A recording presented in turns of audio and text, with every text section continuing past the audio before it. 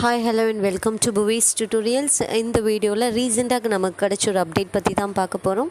உங்களோட first revision exam postpone பண்ணியிருந்தாங்க இல்லையா? ஸோ நாளைக்கு ஸ்கூல் ரீஓப்பன் பண்ணுற இந்த சூழலில் உங்களோட ஃபஸ்ட் ரிவிஷன் எக்ஸாமுக்குரிய டைம் டேபிளையும் செகண்ட் ரிவிஷன் எக்ஸாமுக்குரிய டைம் கொடுத்துருக்காங்க. அதை தான் நம்ம ஸ்க்ரீனில் நீங்கள் பார்த்துட்ருக்கீங்க.